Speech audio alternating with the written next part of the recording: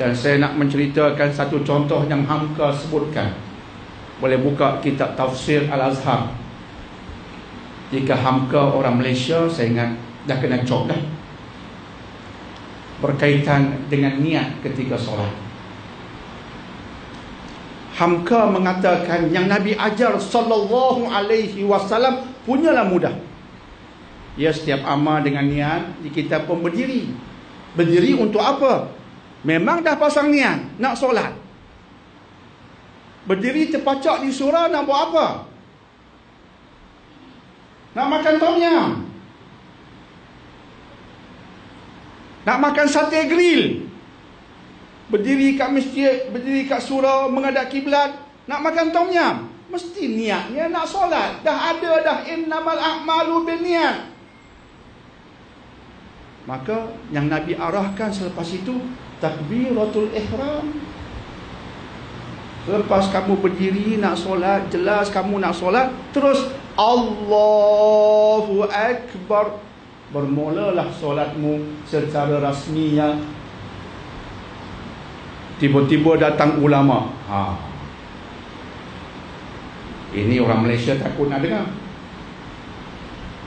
Tiba-tiba datang ulama. Dia datang menambah.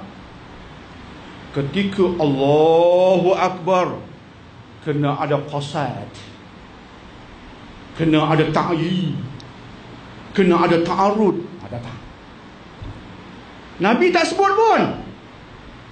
Nabi tak sebut tentang qasad, tentang ta'yin. Qasad apa dia? Sahaja. Kena ada tu, kena ada tu. Sahaja, sahaja. Sahaja. S-A-H-A-J-A kena ada. Qasad. Ta'yin, mayang apa? Ta'arud, khususkan lagi. Fardu kah, sunat kah? Wow. Akhirnya payah. Tolak dalil pun datang. Susah. Bayangkan setengah orang nak faham qasad, ta'yin, ta'arud itu menyebabkan dia takbir 10 kali. Allah. Baru satu waktu. Bayangkan perasaan putus asanya untuk bersolat. Masuk waktu, Allah, nak takbir 20 kali pula lepas ni. Syaitan pun tepuk tangan. Bravo, bravo. Halo bro. Welcome to the difficult Islam. Selamat datang pada Islam yang susah. Hamka mengkritik itu. Padahal Nabi SAW menyuruh kita berdiri menghadap kiblat, kemudian berkata Allahu Akbar. Saya tahu Hamka mengatakan ini perkara yang boleh melahirkan tolak dalik, dan ini sepatutnya dijauhi, dikaitkan dengan kisah tolak dalik Bani Israel. Saya terfikir jika ulama agung ini, jika ulama agung dari Indonesia ini ada di Malaysia, saya ingat meriam Wahabi akan ditembakkan kepadanya. Bukan sekadar Wahabi, meriam orang bagi. Otak kita otak menghukum. Otak kita otak meriam, nak bedil. Bukan nak mendengar hujah. Apa yang aku tak faham, aku hukum sesat. Sebab aku tak faham. Apa yang aku tak faham, aku kata Wahabi sesat. Senang cerita, full stop. Syekh Hamka kena jika duduk di Malaysia. Padahal kenyataannya, kenyataan nak melihat balik sunnah.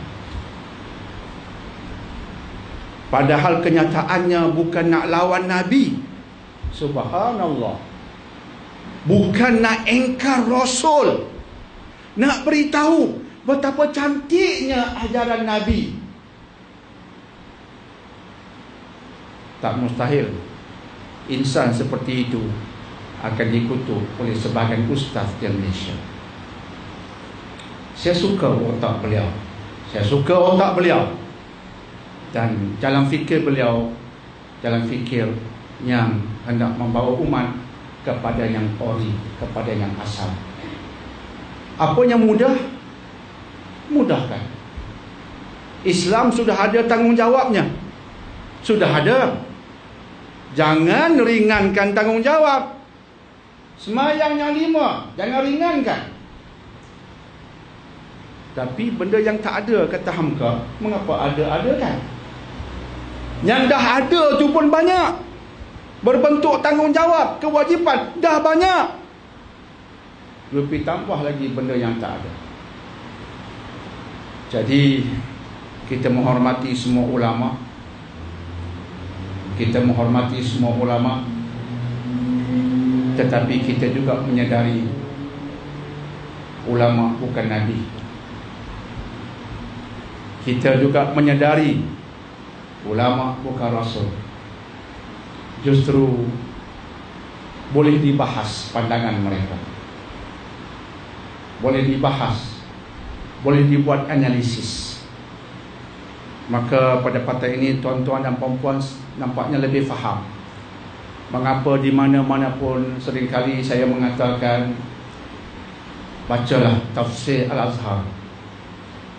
Sebab ia bukan sekadar tafsir. Dalam tafsir itu ada analisis. Tafsir Ibn Katsir, tafsir Al-Azhar ada tambahan analisis berbagai pandangan, termasuk pandangan ulama hari ini yang datang selepas Imam Ibn Katsir. Jadi bagus dibaca dan buka minda. InsyaAllah kita akan menjadi orang yang tinggi ilmiahnya. Tinggi ilmiahnya bermaksud kita nak mengetahui sesuatu amalan berdasarkan yang asal. Kita bukan nak berkata ustaz tu kata macam tu, ustazah tu kata macam tu. Selagi mana kita bercakap tentang agama seperti itu, ustaz tu kata, ustazah tu kata, ilmiah kita tahap rendah. Jika kita berkata ustaz kata, Dr. Daniel kata, ingatlah ilmiah kita rendah. Yang kita mahu ialah Allah berfirman, Rasulullah sallallahu alaihi wasallam bersabda berdasarkan riwayat Bukhari, Muslim. Itu ilmiah yang kita mahu sebagai umat Islam. Sebab Nabi tinggalkan kepada kita dua perkara yang dengannya kita takkan sesat selama-lamanya, Al-Quran dan As-Sunnah. Bukan kalam ustaz yang selamatkan kita, kalam Quran dan Sunnah. Sesiapa yang bercakap tentang agama, cakaplah dengan merujuk pada Quran dan Sunnah, bukan sekadar memberikan pendapat peribadi. Sebab umat memerlukan Quran dan Sunnah, bukan sekadar pendapat you. Itu tujuan Hamka. Saya sukanya sebab itu.